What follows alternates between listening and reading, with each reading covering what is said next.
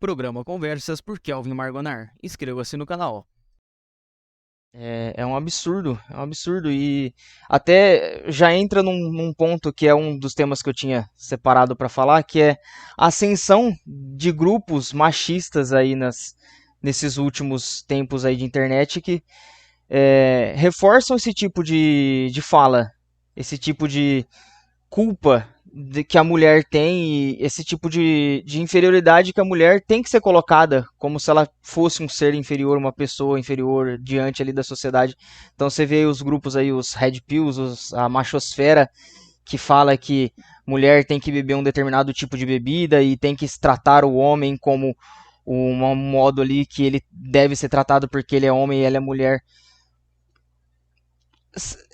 Ao meu ver, É, isso é muito grave porque a gente está em 2023 e esse tipo de gente, esse tipo de grupo sempre existiu, mas assim, com a ascensão da internet, eles estão emergindo ali, não sei da onde, estão ganhando força. E aí você começa a ver os comentários dos vídeos, das matérias, das reportagens, você vê que assim, o grupo de gente que concorda com esse tipo de posicionamento é muito grande. É muito grande. E aí como que você vai falar? Como que você vai se posicionar ali perante essa situação, sabendo que você vai ser julgado, que você vai ser criticado por um grupo de gente que não está aberto à discussão, que não está aberto a ouvir uma opinião, que não está aberto a nada.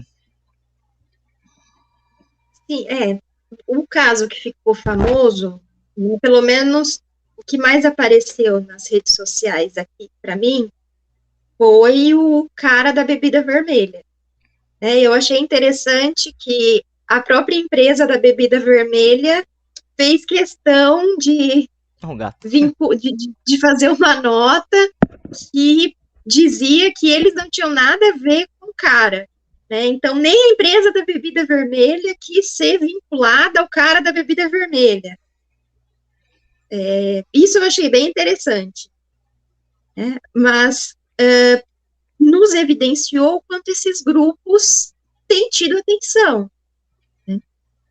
E penso que isso significa que, para além das leis que já temos, precisamos dar uma atenção para os crimes cibernéticos. Com certeza. Com certeza. Aqui, para mim, deu uma travada. Para você, travou também? Não, para mim foi normal. Ah, então tá bom. É, eu percebo, olhando aqui, que a internet ela é muito boa. Isso aí é inegável para o acesso à informação. Se uma coisa acontece lá no Japão, em um minuto a gente já está sabendo aqui. Mas ela tem esses contras também, que é uma terra sem lei. É uma terra que, de uma certa forma, todo mundo. Tô generalizando assim, mas todo mundo faz o que quer, Sim, fala o que quer, expõe a opinião que quer. E, e qual que é a responsabilidade que essa pessoa tá tendo, sabe? Seja num podcast, seja num Twitter, cê, porque você tá vendo uma coisa ali, mas a pessoa às vezes não se responsabiliza por aquilo, não tem um CPF vinculado àquela pessoa, que a pessoa pode ser vinculada àquele crime que ela está cometendo, àquela fala. Eu acho que essa ascensão da internet, ela tem trazido, principalmente nos dias de hoje, eu não sei o quanto de benefício que ela está trazendo para tudo, tanto para aprendizados, para as discussões. Eu acho que é, existe um limite muito grande entre você, sabe, ter uma opinião, achar alguma coisa e você ir lá falar e impor aquilo como uma verdade ou uma coisa que é crime, você vai lá, você fala e sim, aquilo vira, sabe, tem opiniões e tem crimes. Esse tipo de sim, discurso, ao meu entender, é um crime, sabe? E sim. aí eu fico pensando, a gente volta lá nas políticas. O que as políticas públicas estão fazendo por esses casos, por essas situações? Porque é repercutido, sai ali numa manchete, num grande noticiário, num site, alguma coisa, mas tem aquela questão na internet que passa 2, 3 dias o assunto morreu porque já arrumaram uma outra Já tem coisa um para novo. acontecer. Então, assim, você esquece de uma coisa, entre aspas, né? Você acaba esquecendo de uma coisa Sim, por uma coisa que foi jogada ali, alguma outra situação. Eu acho que isso é. Eu fico com medo de pensar onde que isso vai parar, sabe? É muito, muito assustador esse tipo de opinião e esse tipo de visibilidade que esses grupos aí estão tendo.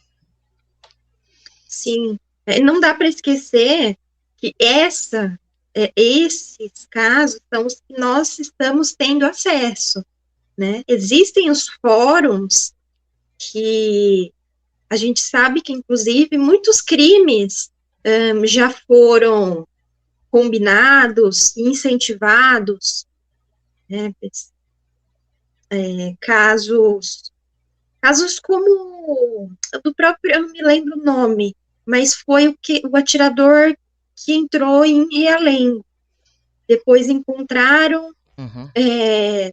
né, fazendo a perícia nos computadores, no meio virtual, em que ele tinha tido acesso a esses fóruns, né, que fomentam o ódio, né, e que vão incentivar cada vez mais esse ódio, né, inclusive um desses grupos que se denominam celibatários involuntários, vão pregar muito ódio às mulheres, porque vão dizer que as mulheres não querem ficar com caras legais, e que eles são muito legais, né, então eles teriam direito a ter uma mulher, as mulheres são malvadas e não querem ficar com eles, então vamos ter ódio das mulheres, né?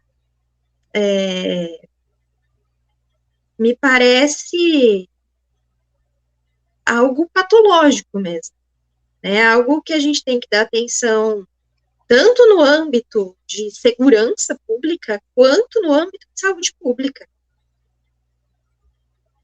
Você entrou num ponto ali que eu ia perguntar justamente sobre a questão psicológica desses grupos, sobre o fortalecimento desses grupos aí, porque me remete um pouco à questão da psicologia das massas, que eles se juntam ali e ganham uma força tremenda, como numa torcida de futebol, como sabe, vira uma coisa, sabe, como se não tá no mesmo espectro ali, sabe, ao meu ver. São situações que não dá pra comparar e, enfim, não sei se você Sim, pensa. né? E se a gente pegar esses casos, como os das torcidas, por exemplo, a gente vai ver que tem algo em comum que une todas essas pessoas, né? Esse ódio, né, às mulheres, talvez tenha algo também na história dessas pessoas e na reação, né, quando a gente fala das leis que estamos, né, acessando os direitos das mulheres, que os homens sempre tiveram, e agora precisam lidar com mulheres tendo acesso às mesmas leis. De novo, eu volto para o caso específico, que foi o que ficou famoso, do, do Red Pill, e por uma coincidência dessas da vida, acabou sendo, no vídeo que deixou ele famoso, ele estava falando sobre uma bebida vermelha, e depois descobriram que ele tinha participado de um reality show em que ele era um pretendente a uma mulher que tem todas as características que ele abomina nos vídeos. Era uma mulher com mais de 50 anos, era uma mulher divorciada, e tinha a filha dela, se não me engano, já tinha 30 anos, ou quase 30, uma coisa assim. E não faz muito tempo que ele participou desse reality show. Então, quando eu falo em termos de saúde pública, eu tenho certeza que são pessoas que a gente vai encontrar questões, e só que antes deles entenderem que eles precisariam, né, buscar atendimento, terapia, eles se encontraram entre si.